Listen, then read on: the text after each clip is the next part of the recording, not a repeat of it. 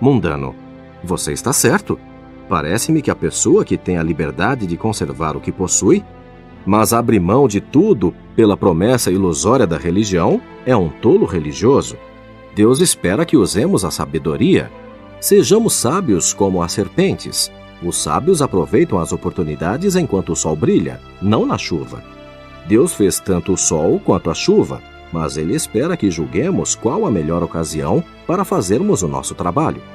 Da minha parte, gosto da religião que melhor nos garanta as bênçãos de Deus.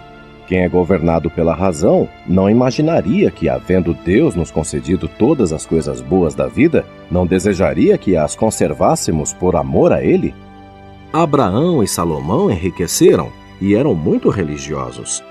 Já afirmou que se ele se convertesse ao Todo-Poderoso, amontoaria ouro como pó. Mas ele não era como aqueles 2 cavalheiros lá na frente, que, conforme você disse, prezam o ouro como o pó. Sovina: penso que todos concordamos nesse ponto e não precisamos discutir mais. Amor ao dinheiro: não, nenhuma palavra a mais é necessária. Temos tanto a Escritura como a razão para provar nosso ponto de vista. E quem não segue nem a Escritura nem a razão, nada conhece da verdadeira liberdade, nem se importa com a segurança própria. Astucioso: como vem, estamos todos em peregrinação, e para melhor nos divertirmos, sugiro esta questão. Imaginem que um homem, um negociante ou um ministro, vê uma oportunidade para progredir no mundo, tornando-se um religioso mais zeloso sobre algumas coisas que antes ele não considerava valiosas ou importantes. Ele não pode tirar vantagem dessa oportunidade e usar esses meios para atingir seus objetivos, sem que isso diminua o seu padrão moral ou baixe o seu caráter? Ele não pode fazer essas coisas e ainda ser um homem direito e honesto? Amor ao dinheiro: entendo o que você quer dizer, e com a permissão dos demais, darei uma resposta. Primeiro, no que concerne a um ministro, imagine que um bom e digno ministro, com uma renda pequena e poucos bens deste mundo, deseja um pouco mais para si mesmo e a família, e vê a oportunidade de conseguir isso alterando um tantinho os seus princípios e métodos, o que agrada à sua congregação. Ele se torna mais estudioso, faz uma propaganda mais efetiva de si mesmo e de sua igreja, prega mais frequentemente e com maior zelo seleciona e adapta as escrituras para servirem aos seus propósitos, desenvolve sermões melhores e mais fortes sobre o dízimo e as ofertas, a fim de aumentar a renda da igreja e pôr a si mesmo em posição de ganhar um salário melhor. E com isso, aumenta a sua reputação na comunidade e na denominação.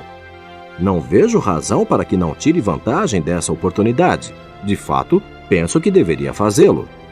Primeiro, porque o seu desejo de lucro é natural e legítimo, e a oportunidade de obter está posta diante dele pela providência.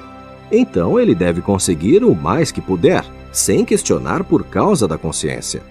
Segundo, o seu desejo torna-o mais estudioso e um pregador mais zeloso, e leva-o a aperfeiçoar os seus talentos. Isso faz dele um homem melhor, e creio ser essa a vontade de Deus.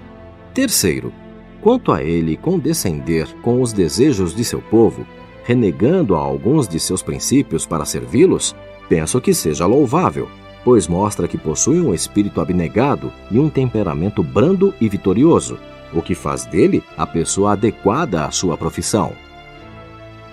Concluo, por conseguinte, que um ministro que muda de um cargo pequeno e um salário baixo para outro maior e melhor remunerado não deve, por isso, ser julgado cobiçoso.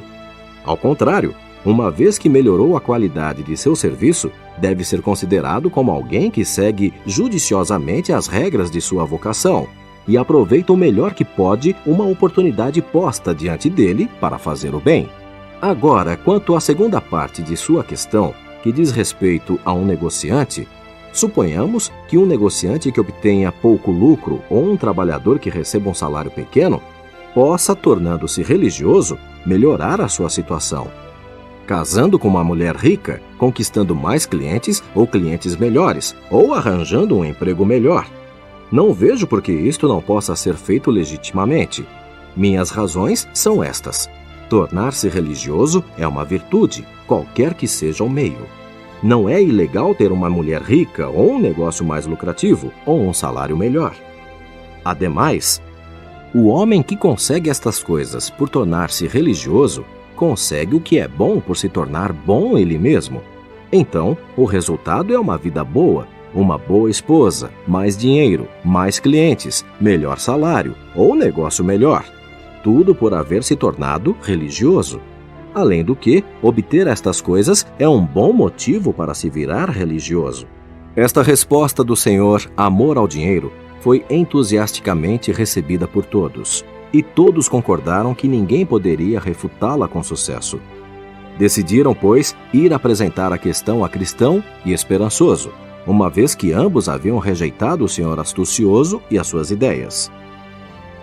Eles chamaram por Cristão e Esperançoso para que os esperassem. Enquanto se aproximavam, acordaram entre si que o Senhor mundano deveria propor a questão, em vez do Senhor astucioso, por causa da atitude de Cristão para com ele na discussão anterior. Assim, após os cumprimentos e apresentações e uns poucos e breves comentários sobre a jornada e o clima, o Senhor mundano apresentou a tese a Cristão. Cristão. Até um iniciante pode responder a esta questão. Qualquer um sabe que é errado tornar-se religioso por interesse. Porque, se era errado seguir a Cristo por pães e peixes, muito pior é usá-lo, bem como a sua religião, como uma isca para o lucro e as coisas deste mundo. Os fariseus hipócritas eram desse espírito. Orações longas eram seu método, mas as casas das viúvas eram seu alvo. Jesus afirmou que eles receberiam grande condenação. Judas, o traidor, também era dessa crença. Era religioso por causa da bolsa de dinheiro que carregava, e foi chamado de ladrão, diabo e filho da perdição, e a respeito dele está escrito que foi para o seu próprio lugar, que é o inferno, para onde irão todos os demônios.